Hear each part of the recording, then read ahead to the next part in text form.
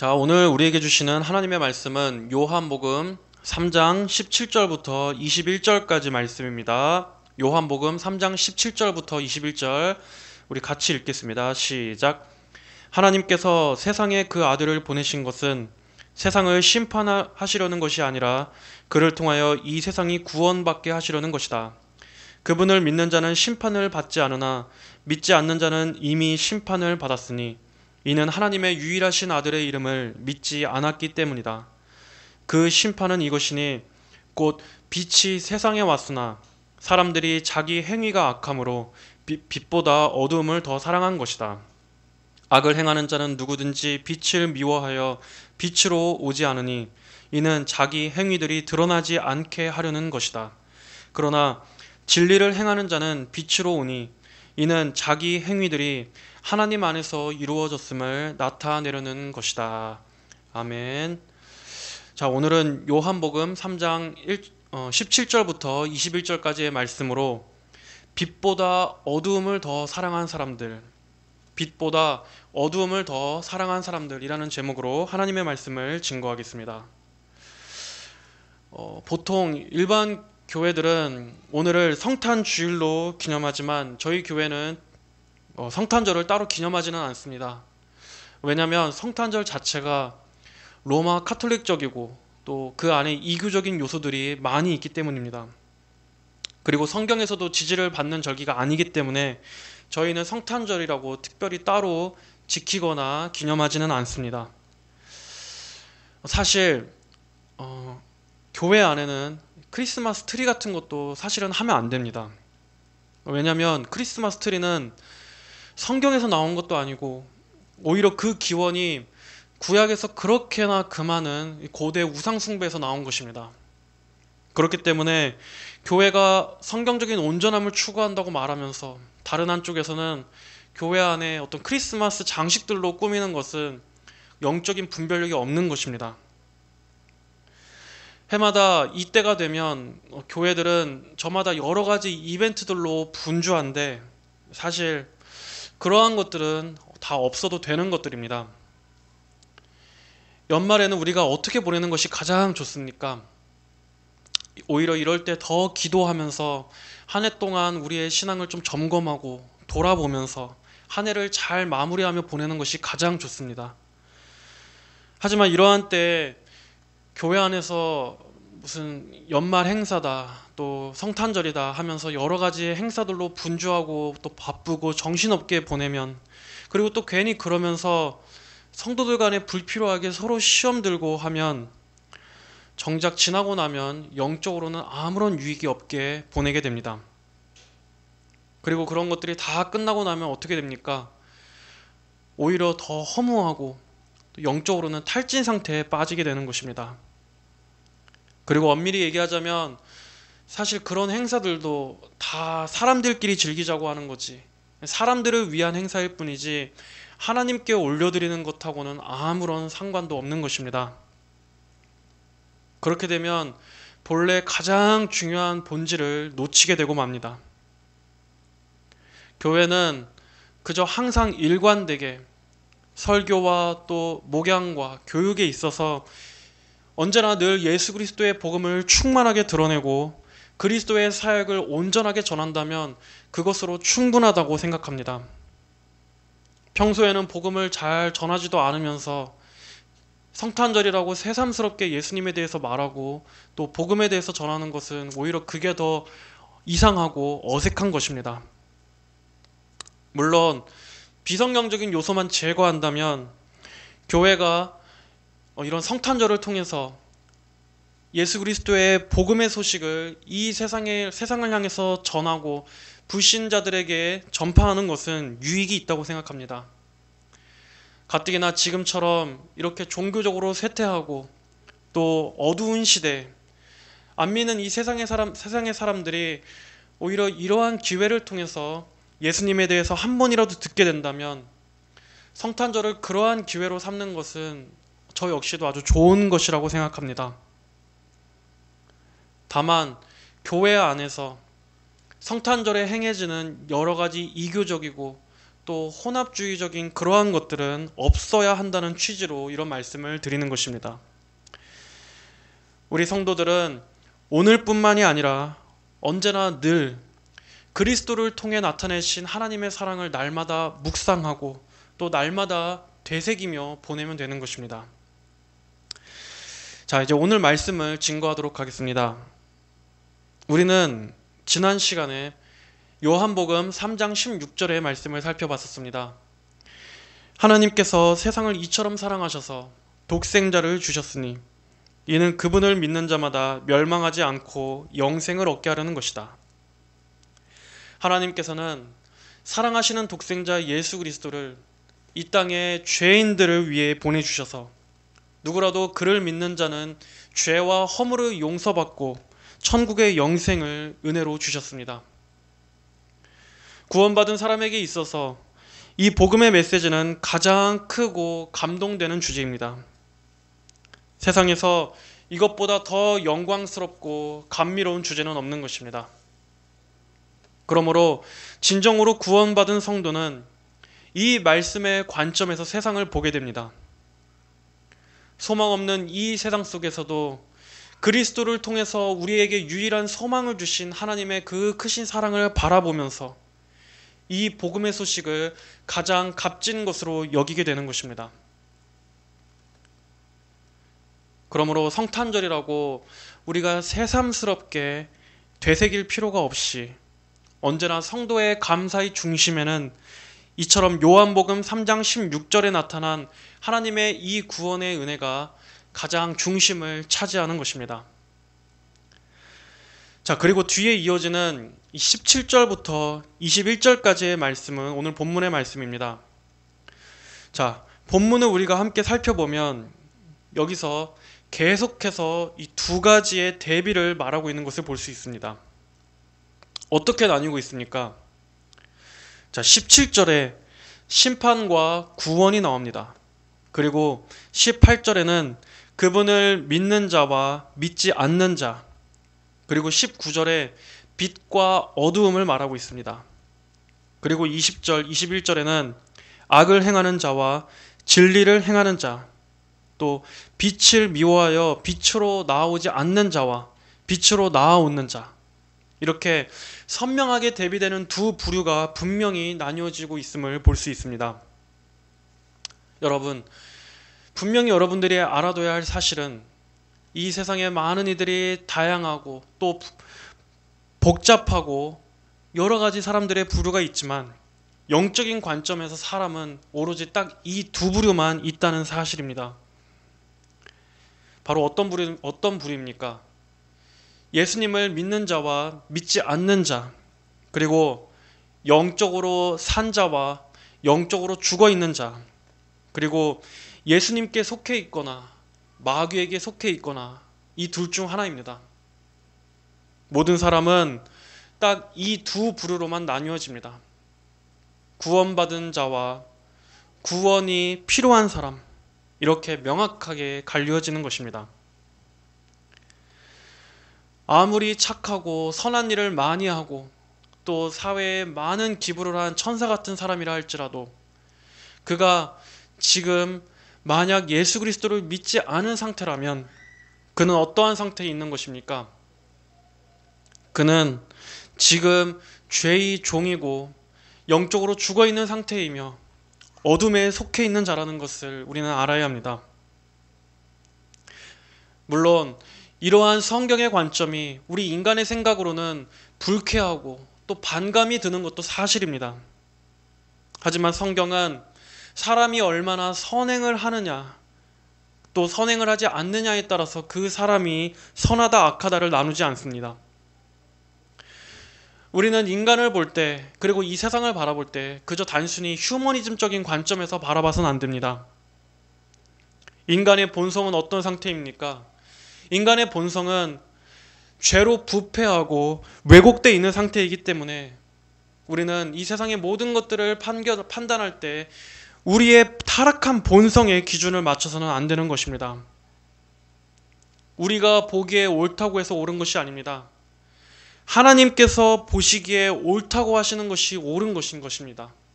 또 하나님께서 선하다고 말씀하신 것만이 선한 것입니다. 사람은 선행으로 천국 가는 것이 아닙니다. 예수님께서 내 대신 죄값을 치르시고 예수님이 나의 선이요 나의 의라는 것을 믿음으로 천국에 가는 것입니다. 그러므로 우리가 설령 죽을 때까지 단 한 번도 죄를 짓지 않는다고 해도 우리는 우리 자신의 선과 의 때문에 천국에 갈 수 있는 것이 아닙니다. 우리가 지금부터 죽을 때까지 단 한 번도 죄를 짓지 않는다 할지라도 인간의 그러한 모든 도덕적인 선과 의는 하나님께서 요구하신 거룩의 기준에는 턱없이 미치지 못하는 것입니다. 그렇기 때문에 모든 사람은 자신의 의가 아닌 예수님의 의를 의지해야만 합니다. 자, 그렇다면 하나님께서 보시기에 어떤 사람이 선하고 겸손한 사람입니까? 봉사를 많이 하고 또 남을 많이 돕고 많은 기부를 한 사람이 아니라 예수님을 믿고 예수님께 의지하는 사람이 하나님께서 보시기에 선한 사람이요 겸손한 사람입니다. 반면에 교만한 사람은 누구입니까? 아무리 사람이 인품이 좋다 할지라도 그가 예수님을 믿지 않는다면 그는 하나님께서 보시기에 교만한 사람인 것입니다. 예수님을 믿지 않고서도 얼마든지 스스로 살 수 있다고 생각하기 때문입니다. 그가 예수님의 의를 필요로 하지 않고서도 스스로 의롭다고 여기고 있기 때문입니다. 이처럼 우리는 사람의 생각, 또 우리 인간의 관점이 아니라 철저히 하나님의 관점에 우리 자신을 맞춰야 합니다. 오늘 성경에서 분명히 보여지는 대로 오직 인간은 영적으로 딱 둘로만 나뉘어지는 것입니다. 예수님께 속해 있는 구원받은 사람과 예수님께 속하지 않은, 그리고 또 믿지 않음으로써 멸망으로 가는 사람, 이렇게 딱 두 부류일 뿐입니다. 그렇기 때문에 복음은 절박하고 긴급한 소식일 수밖에 없습니다. 온 세상의 반대를 받는다고 해도 또 세상의 모든 욕을 먹는다고 해도 전할 수밖에 없는 것이 바로 이 복음의 엄밀한 메시지입니다. 우리는 성경에서 말하는 그대로를 증거할 수밖에 없습니다. 이것은 그만큼 인간의 영원한 운명이 걸려있는 문제이기 때문입니다. 17절에서는 어떻게 말씀했습니까? 하나님께서 세상에 그 아들을 보내신 것은 세상을 심판하시려는 것이 아니라 그를 통하여 세상이 구원받게 하시려는 것이다. 지난 시간에도 말씀드렸듯이 이 말씀은 예수님의 초림을 말씀하는 것입니다. 예수님께서는 이 땅의 죄인들을 구원해 주시러 오셨습니다. 영적인 불구 상태에 있는 병자들, 죄인들을 고쳐주시기 위해 오셨습니다. 그리고 아직 심판의 때까지는 시간이 있습니다.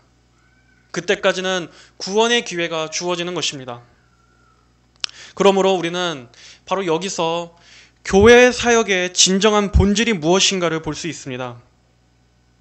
교회의 본질적인 사명은 무엇입니까? 바로 영혼을 구원하는 것입니다. 복음을 전하고 또 하나님 말씀을 가르쳐서 그리스도를 따르도록 하는 것, 하나님의 말씀을 전하고 이 어두운 세상 가운데서 영혼을 건져 그리스도께로 이끄는 것이 바로 교회가 가장 힘써야 할 주된 사명인 것입니다. 이 세상엔 아직 남아있는 그 하나님의 구원의 계획 가운데 예정되어 있는 그 영혼들을 주님께로 인도하는 것, 바로 그것이 오늘날 교회가 가장 철저하게 힘쓰고 주력해야 될 부분입니다. 하나님께서 택자들을 다 불러 모으신 후에는 그때는 자비의 기회가 지나가고 심판의 때가 올 것입니다. 또한 이 말씀에서는 그를 통하여 세상이 구원받게 하시려는 것이다 라고 말씀하고 있습니다. 구원받게라는 말을 통해서 우리는 구원은 스스로 도망쳐 나오라는 메시지가 아님을 알 수 있습니다. 스스로 멸망을 피해서 탈출하고 스스로 너 자신을 구원하라는 말씀이 아닙니다. 구원은 받는 것입니다. 여러분, 구원이라는 말이 무슨 뜻입니까? 구원은 재앙으로부터 구출되는 것입니다. 즉, 사람은 하나님께서 그의 영혼을 멸망으로부터 잡아 끌어내 주셔야만 구출될 수 있습니다. 사망과 멸망으로부터, 그리고 심판과 정죄로부터 하나님 편에서 사람을 구조하시고 건지시는 것이지 결코 인간 스스로 탈출하는 것이 아닙니다. 예수님께서는 지옥의 형벌 앞에서 우리를 끌어올려 주시기 위해서 내려주신 생명줄이십니다. 그리고 우리가 그 줄을 선택하고 붙잡는 것이 아니라 바로 예수님께서 우리를 그분 자신에게 묶으시고 우리를 위로 건전에 올려주시는 것입니다. 그러므로 여러분, 하나님의 말씀이 말하고 있는 바로 이 성경을 보십시오. 성경의 모든 곳들에서 얼마나 예수 그리스도를 향해 있는지를 살펴보십시오. 찾아보십시오. 하나님과 죄인을 화목하게 이어주는 데 있어서 결코 예수님을 통하지 않고서는 불가능한 것입니다. 말씀을 봐보십시오. 15절에 이는 그를 믿는 자마다 영생을 얻게 하려는 것이다. 그래서 그를 믿는 자라고 말하고 있는 것을 주목하십시오. 또 16절에 그분을 믿는 자마다 멸망하지 않고 영생을 얻게 하려는 것이다. 여기서도 그분을 믿는 자마다 라는 것을 봐보십시오. 또 17절에 그를 통하여 세상이 구원받게 하시려는 것이다. 그래서 그를 통하여라는 말씀을 눈여겨봐 보십시오. 이처럼 예수님을 믿지 않으면 구원이 없습니다. 예수님을 하찮게 여긴다면, 하나님과 우리 사이에 그리스도라는 이 연결고리가 빠져버린다면 구원은 없는 것입니다. 예수님은 하나님께서 우리에게 주신 유일하신 구세주요 중보자라는 것이 가장 복음의 핵심인 것입니다. 구원은 바로 이 예수 그리스도를 통해서 하나님께 나아가는 것입니다. 그를 통하여 세상이 구원받게 하시려는 것이다 라고 또한 말씀하고 있습니다. 세상이, 여러분, 우리는 이 세상에 대해서도 정확하게 이해하고 있어야 합니다. 불신자들은 하나님에 대해서 이렇게 말합니다. 하나님이란 신은 오직 믿는 자만 구원하고 믿지 않는 자들은 단지 그가 믿지 않는다는 이유만으로 아무런 죄도 없는 사람들을 지옥에 넣고 멸망으로 보낸다. 그러므로 그 하나님이란 신은 너무나 부당한 신이다. 잔인하고 폭력적인 신이다 라고 말을 하곤 합니다. 하지만 착각해서는 안 됩니다. 하나님께서는 죄가 없는 인간을 그저 믿지 않는다는 이유 하나 때문에 지옥으로 보내시는 것이 아닙니다. 애초에 인간은 어떠한 존재라는 것을 사람들은 모르고 있습니다. 애초에 인간은 원죄로 인해서 멸망할 수밖에 없는 상태인 것입니다. 아무 죄가 없는 상태가 아니라 모두가 다 죄 아래 이미 멸망으로 갈 수밖에 없는 그러한 상태였던 것입니다. 그러므로 이 세상은 중립적인 상태가 아닙니다. 오히려 세상은 하나님을 대적하고 하나님을 증오하며 하나님과 정반대에 서서 하나님을 향해 이를 갈고 서 있는 상태라는 것을 알아야 합니다. 하나님께서 보여주신 사랑은 바로 그러한 세상을 향해서 보여주신 사랑이었습니다. 하나님께서 이 세상을 전부 멸하셔도 모자를 파내 하나님께서는 사랑하시는 독생자의 생명을 이 세상에 내어주실 만큼 크신 사랑을 보여주셨습니다. 그러므로 오히려 이 세상은 하나님의 그 크신 사랑의 크기를 바라야 할 것입니다. 세상은 애초부터 하나님의 사랑을 받을 자격이 전혀 없었음에도 하나님께서는 예수님을 통해서 마지막 한 번 더 구원의 기회를 주셨습니다. 그럼에도 하나님의 그 구원의 사랑마저 무시한다면 그 심판은 얼마나 무서운 것이겠습니까? 하나님의 이 긍휼하심, 이 은혜마저도 무시한다면 그가 받을 형벌은 얼마나 의롭고 공의로운 것이겠습니까? 하나님께서 친히 사랑하시는 아들을 내어주시면서까지 긍휼과 구원의 은혜를 베풀어 주셨음에도 그 사랑마저 무시해버린 그 죄는 더 이상의 긍휼도 인내도 기대할 수 없는 것입니다.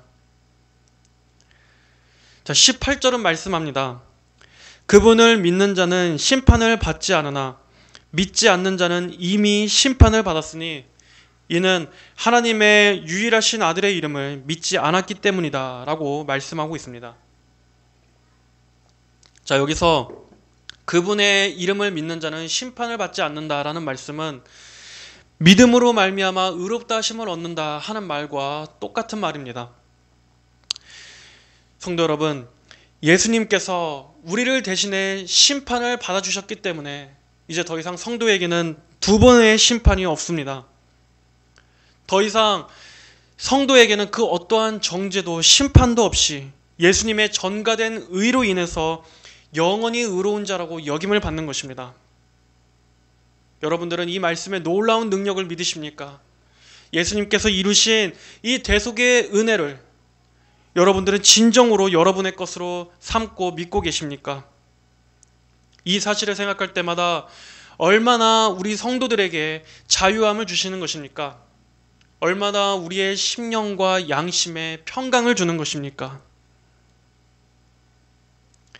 늘 하나님의 심판을 두려워하면서 죄를 지을 때마다 조마조마하며 사는 것이 아니라 우리가 비록 죄를 지었을 때도 예수 그리스도의 피 공로에 의지하여 하나님의 용서를 담대히 구할 수 있고 또 그리스도 안에서 오히려 우리가 하나님의 두려운 심판대를 볼 것을 두려워하는 것이 아니라 장차 하나님을 기쁨으로 만나 뵙게 될 그 날을 소망하며 기대하며 산다는 것은 우리 성도들에게만 주신 엄청난 자유이고 평강인 것입니다. 자, 그러나 믿지 않는 자는 이미 심판을 받았다고 말씀하고 있습니다. 심판은 분명히 미래적인 것인데 어떻게 이미 심판을 받았다라고 성경은 말씀하고 있습니까? 이 말씀은 믿지 않는 자는 이미 지금 그가 심판 아래 놓여 있다라는 뜻입니다. 그것은 이미 이 생에서부터 그 증거가 나타납니다. 불신앙의 특징은 어떤 것들입니까? 그는 진리에 대해서 무감각함으로써 나타납니다. 그리고 아무리 구원에 대해서 말하고 전하고 가르친다 할지라도 그는 하나님에 대해서 철저하게 냉담한 것으로 그 증거가 나타납니다. 또한 그 사람은 영적인 빛에 대해서 둔감합니다. 그리고 악한 것을 선하다 여기고 또 선한 것을 악하다고 여깁니다. 이처럼 그는 영적으로 왜곡되어 있기 때문에 도덕적인 면에 있어서도 왜곡되게 나타나게 됩니다. 또한 불신앙의 사람들에게는 하나님에게서 그 어떠한 영광도 발견할 수 없습니다. 그렇기 때문에 자신의 죄됨에 있어서도 아무것도 알 수 없습니다. 그러므로 자신의 죄를 모르기 때문에 구원자의 필요성도 알지 못하고 또 믿을 이유도 발견하지 못하는 것입니다. 이처럼 불신앙 아래에 있는 사람들은 하나님께 대해 철저하게 죽어있고 어두운 상태입니다. 이것이 지금 이 생에서 하나님의 심판 아래에 놓여 있다라고 하는 사람들의 영적인 상태입니다. 그리고 누구나 다 이런 상태였습니다. 우리 역시도 하나님께서 은혜로 건져주시기 전까지는 다 이런 상태였습니다. 성경은 분명히 얘기하고 있습니다. 이는 하나님의 유일하신 아들의 이름을 믿지 않았기 때문이라고. 여러분들이 생각할 때 이 세상에서 가장 크고 극악한 죄가 무엇이라고 생각합니까?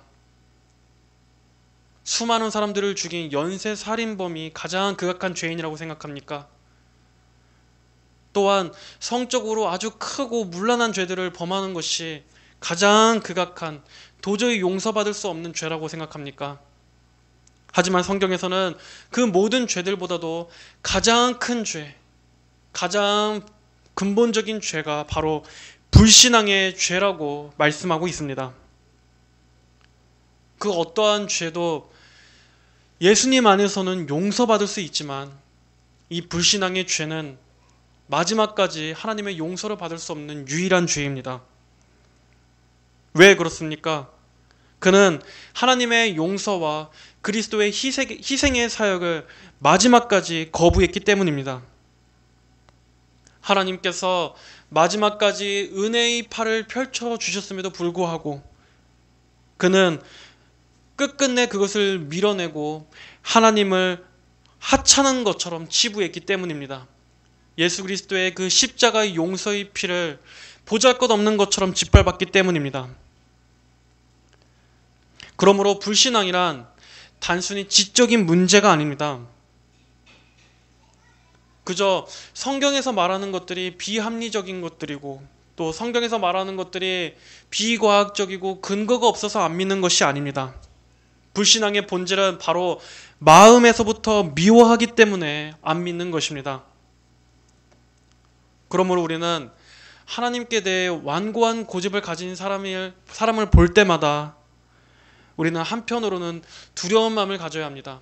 왜냐하면 그것이 그에게 심판의 증거일지 모르기 때문입니다. 그러한 마음이 유기자의 심령이기 때문일지도 모릅니다. 그러므로 우리는 어떤 한 사람의 인생에 있어서 그가 말년에 들어서까지도 여전히 하나님께 대해서 완고하고 그 마음이 하나님께 대해서 여전히 고집스러운 사람이 있다면 우리는 그를 위해서 정말 간절히 기도해 주어야 할 것입니다.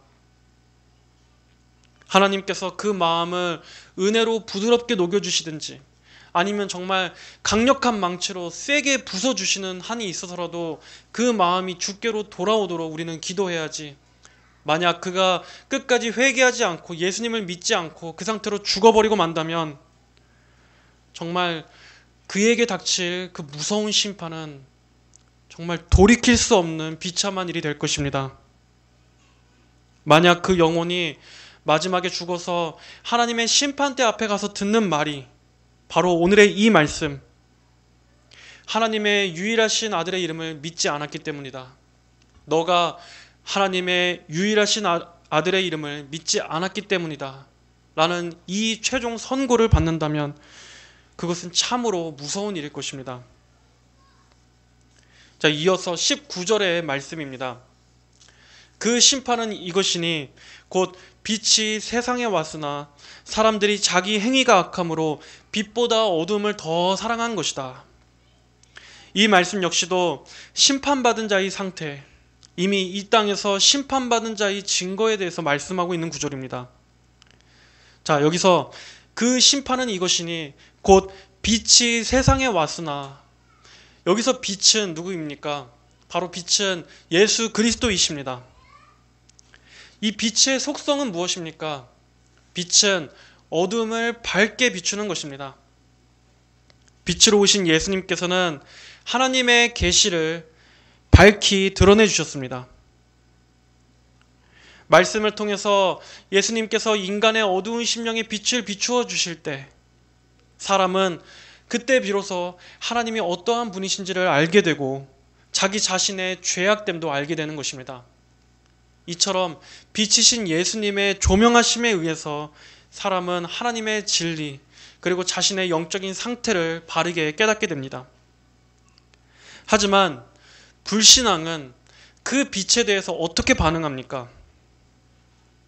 예수 그리스도의 빛이 환하게 비춰도 그는 오히려 그 빛을 피합니다. 그리고 빛보다 어두움을 더 사랑해서 어둠 속으로 파고 들어갑니다. 자, 여기서도 우리는 불신앙이 단순히 지성의 문제가 아니라 전인격적이고 감정적인 문제라는 것을 다시 한번 볼 수 있습니다. 악인들은 그의 생각과 그의 마음과 그의 의지, 그의 전인격적인 온 힘을 다해 하나님을 거부하는 것입니다.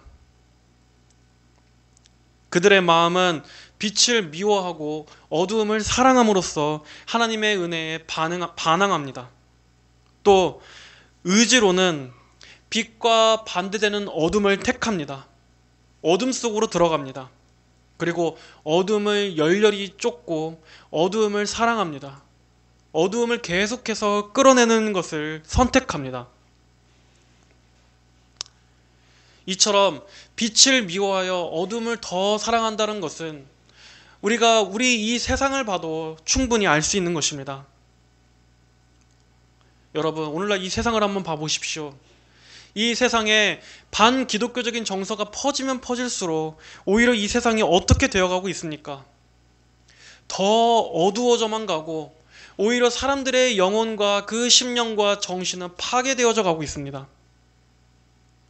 이것은 영적으로 볼 때 사람들이 점점 빛이신 예수님을 더 멀리하고 어두움의 것들, 이 마귀에게 속하는 것들을 사랑하는 쪽으로 기울기 때문입니다.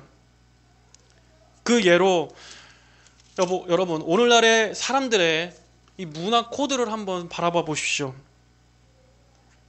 사람들이 빛을 미워하기 때문에 인간들이 누리고 즐기는 그러한 문화나 이런 세속 정신에도 그대로 반영되는 것입니다. 예를 들어 오늘날의 예술들, 우리가 TV에서 흔하게 볼 수 있는 이런 영화나 드라마나 음악 같은 것들을 볼 때 어떻습니까? 전 세계적으로 아주 기괴하고 혐오스럽고 어둡고 엽기적이고 난해한 것들이 주를 이루고 있습니다. 그런 것들을 보고 나면 우리의 정신이 어떻게 됩니까? 보고 나서도 왠지 찝찝합니다.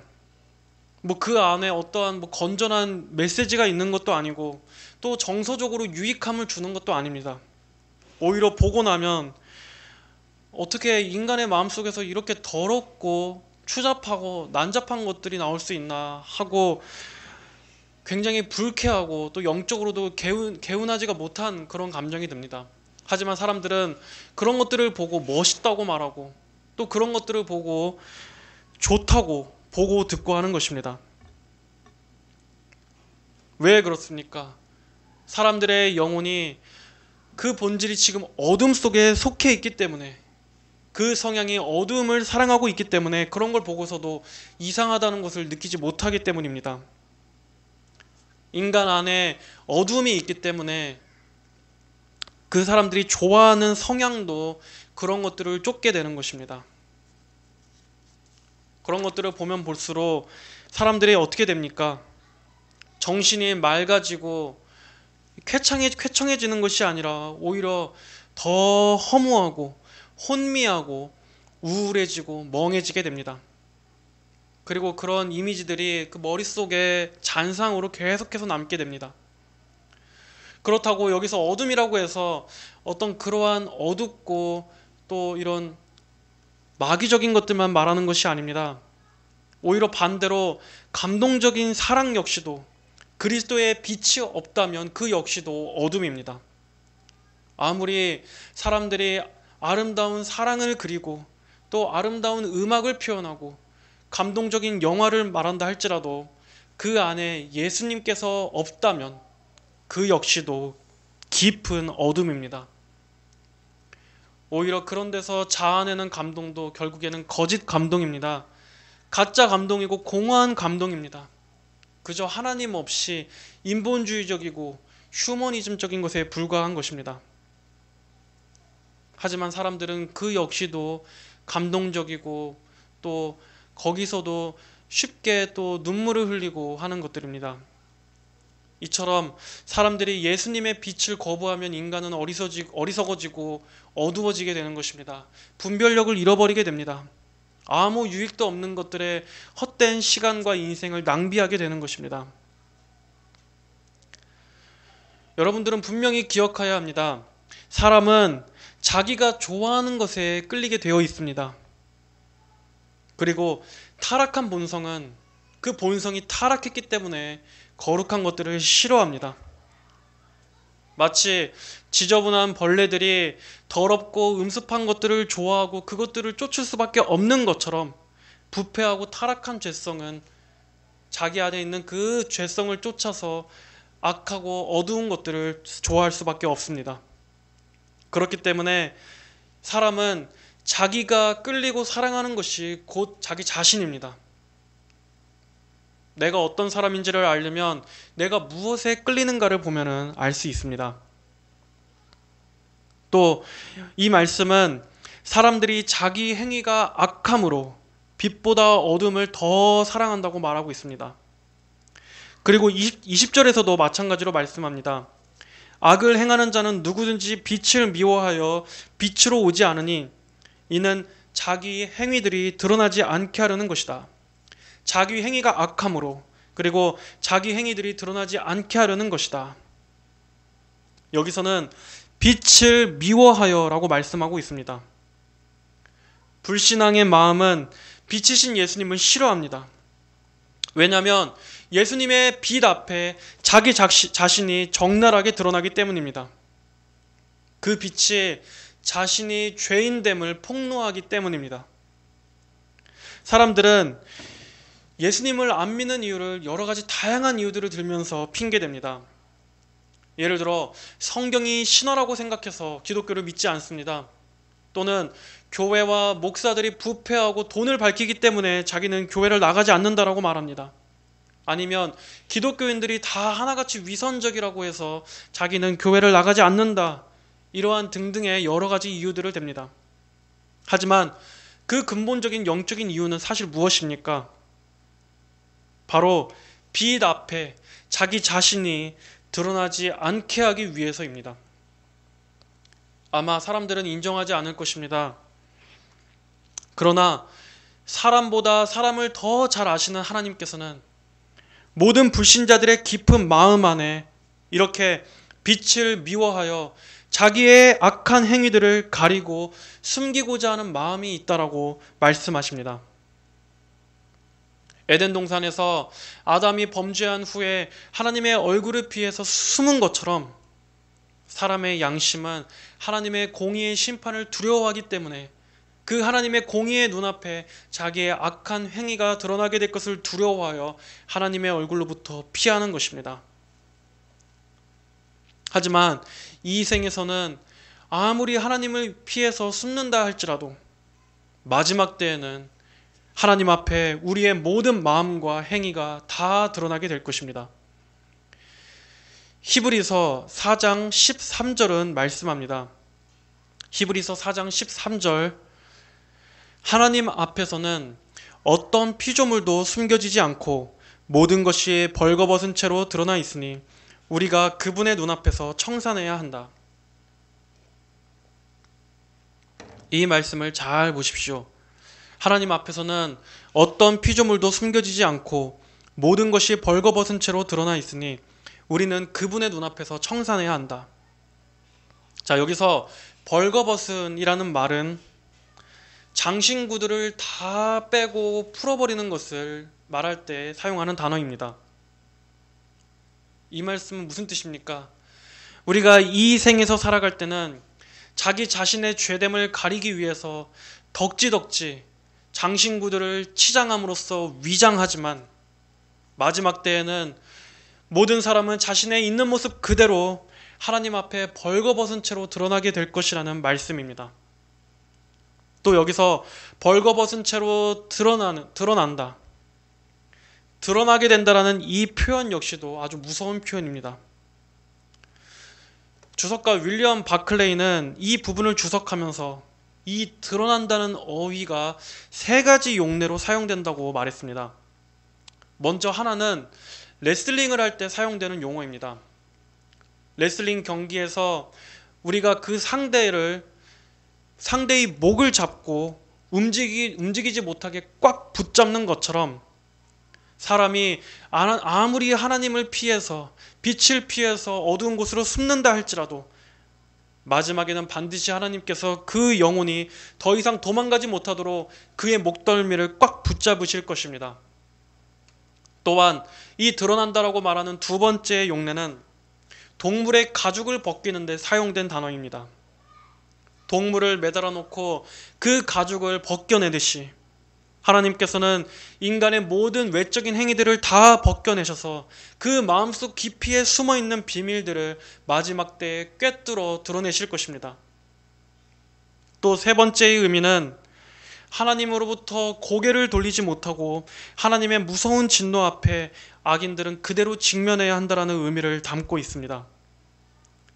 옛날에는 재판소나 형장으로 끌려가는 범죄자에게 그 범죄자의 턱 밑에 이렇게 짧은 단도, 칼을 매달아 두었다고 합니다.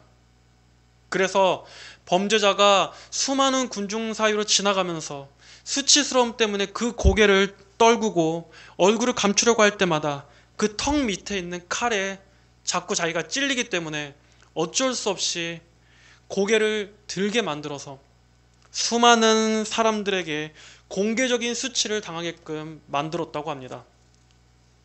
이처럼 마지막 때에는 하나님의 그 두려우신 심판 앞에, 하나님의 그 두려우신 공의의 눈앞에 사람은 피할 수 없을 것입니다. 그가 아무리 어둠으로 피하려고 일평생 이생에서 도망쳤다 할지라도 마지막 때에는 하나님께 그 영혼이 꽉 붙들려서 더 이상 도피하지 못하고 숨지도 못한 채 하나님 앞에 적나라하게 드러나게 되는 것입니다. 자, 오늘 본문의 마지막인 21절은 이렇게 말씀합니다. 그러나 진리를 행하는 자는 빛으로 오니 이는 자기 행위들이 하나님 안에서 이루어졌음을 나타내려는 것이다.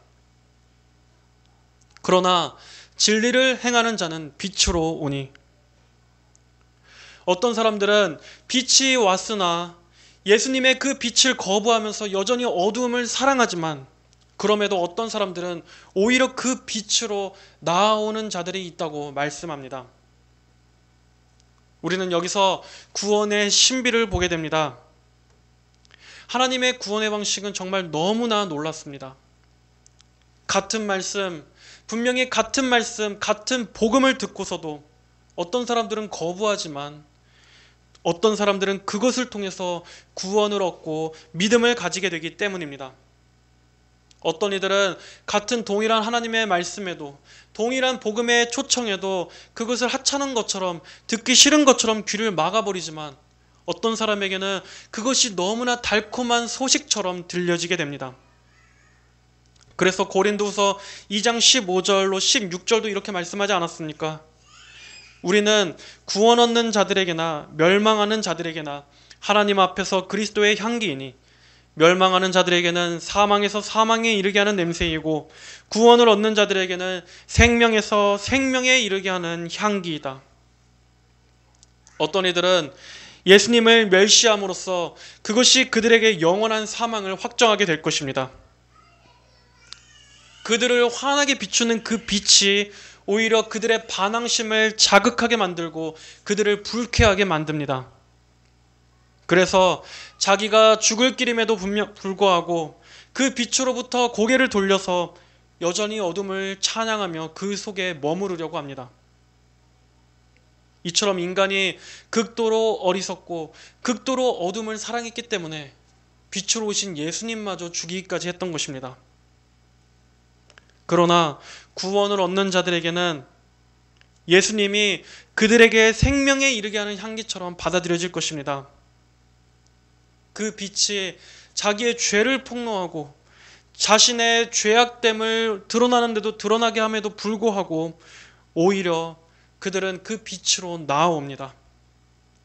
그 빛이 싫어서 찡그리는 것이 아니라 오히려 그 빛에서 소망을 발견하고 빛이신 예수님을 믿고 환영하며 받아들이는 것입니다. 이처럼 인간의 이 두 가지 상이한 반응이 사람의 영원한 운명을 가리는 것입니다. 여기서 진리를 행하는 자는 빛으로 오니 이는 자기 행위들이 하나님 안에서 이루어졌음을 나타내려는 것이다. 여기서 진리를 행하는 자, 그리고 자기의 행위들이라고 말한다고 해서 사람이 스스로 진리를 행할 수 있다는 말씀이 아닙니다. 하나님께서 사람의 마음을 움직이셔서 빛이신 예수님께로 나아오게 하시는 것입니다. 그러므로 이 말씀은 하나님의 양들이 하나님의 말씀을 들을 때 그것을 주님의 음성으로 듣고 나아올 수 있도록 하나님께서 믿음과 은혜를 주신다는 말씀입니다. 바로 그러한 자들이 진리를 행하는 자라고 성경은 말씀합니다. 진리에 옳게 반응하는 자입니다. 그들은 믿음은 들음에서 나며 들음은 그리스도의 말씀으로 말미암는다는 그 말씀처럼 하나님의 말씀을 들을 때 그 말씀에 반응하게 됩니다. 또한 요한복음 10장 25절 27절에서 말씀한 것과 같이 예수께서 그들에게 대답하여 말씀하셨다. 내가 너희에게 말하였으나 너희가 믿지 않았다.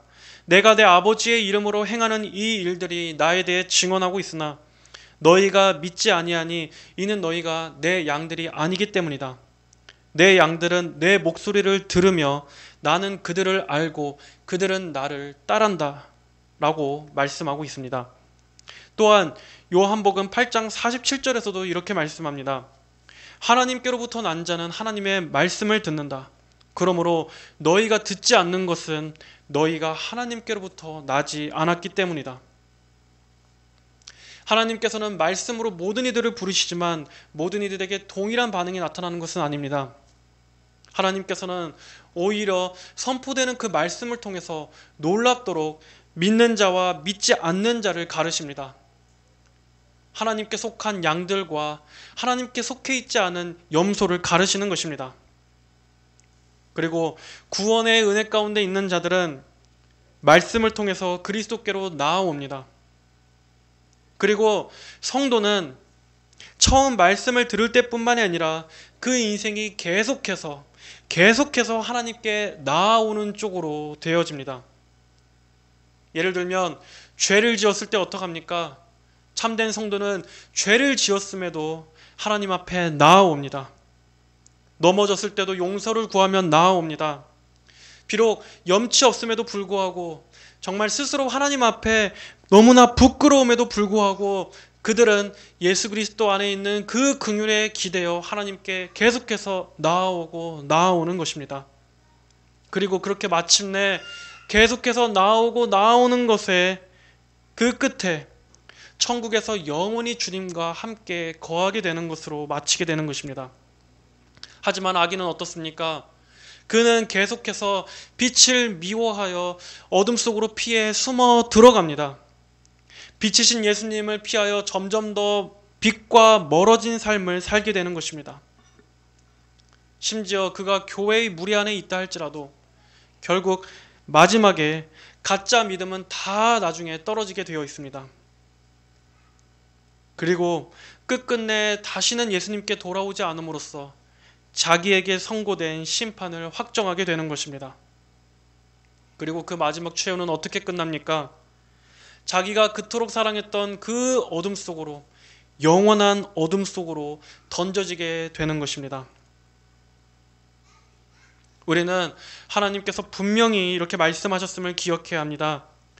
다시 한번 요한복음 3장 16절, 17절에 하나님께서 세상을 이처럼 사랑하셔서 유일하신 아들을 주셨으니 이는 그분을 믿는 자마다 멸망하지 않고 영생을 얻게 하려는 것이다. 하나님께서 세상에 그 아들을 보내신 것은 세상을 심판하시려는 것이 아니라 그를 통하여 세상이 구원받게 하시려는 것이다. 여러분, 이 말씀을 결코 가볍게 흘려듣지 마십시오. 하나님께서는 모든 사람들에게 정죄와 용서, 이 두 가지 선고 중에 어느 하나를 반드시 내리실 것입니다. 그리스도를 거부하는 것과 그리고 그리스도를 믿고 받아들이는 것, 이 두 가지 길이 오늘도 이 세상에 분명히 증거되어 있습니다. 모든 인간은 자신의 힘으로는 결코 그 어둠에서 빛으로 나올 수 없습니다. 하나님의 능력이 아니고서는 결코 어둠 속에 있는 영혼을 그 어둠 속에서 떼어내서 빛으로 나오게 할 수 없는 것입니다.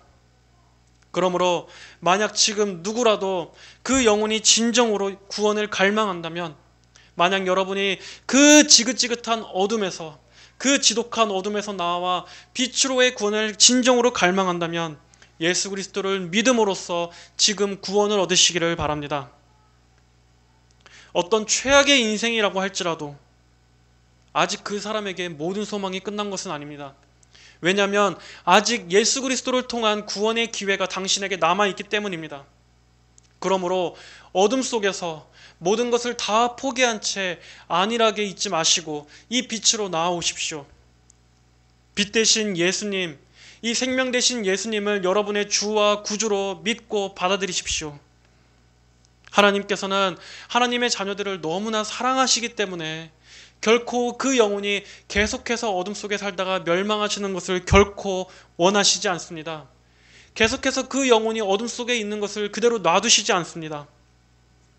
하지만 만약에 여러분이 하나님의 이 애타는 사랑의 경고를 끝까지 무시한다면 여러분은 마지막 때 바깥 어둠에 쫓겨나 울며 이를 가는 비참함을 맞이하게 될 것입니다. 왜 그때 내가 하나님의 그 사랑의 경고를 무시했을까?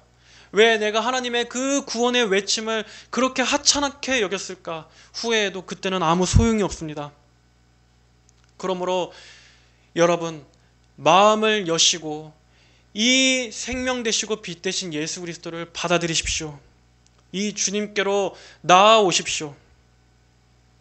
오늘 이 말씀을 듣게 된 모든 이들이 예수님을 믿고 의지함으로써, 그리고 그분을 진정으로 사랑함으로써 장래 영원한 빛 안에서 천국의 영생을 누리게 되는 그러한 기쁨을 누리게 되시기를, 그러한 구원의 은혜를 누리게 되시기를 예수님의 이름으로 간절히 축복합니다. 다 함께 기도하겠습니다. 하나님 아버지, 감사합니다. 하나님께서 우리에게 이 유일한 구원의 생명줄 되시는 예수 그리스도를 보내주심에 진정으로 감사합니다. 하나님께서 보내주신 이 구원의 문은 그 어떠한 소망 없는 죄인에게도 다 열려있는 귀하고 값진 생명줄임을 믿습니다. 아버지 하나님, 우리가 그 마음을 완고하게 하여 하나님께서 비춰주신 이 빛을 미워하여 어둠 속에 숨어 들어가지 않게 하여 주시옵고, 참된 영적인 지혜와 또 믿음을 허락하여 주셔서 그 빛으로 나아갈 수 있는 은혜를 허락하여 주시옵소서. 하나님, 사람에게 유일하게 주신 이 소망은 오직 예수 그리스도 뿐입니다. 예수 그리스도 외에 다른 것 어디에도 소망이 없사오니 그리스도를 더욱더 사랑하고 주님께만 전적으로 의지하고 의탁할 수 있는 믿음을 허락하여 주시옵소서. 오늘도 어둠 가운데 스스로 주저앉아 있는 영혼들에게 예수 그리스도의 이 밝은 빛을 환하게 비춰주셔서 그의 심령이 예수님으로 말미암아 소망과 기쁨으로 환하게 비춰질 수 있도록, 그리하여 천국의 영생을 바라보며 구원의 소망을 한껏 누릴 수 있는 귀한 은혜를 베풀어 주시옵소서.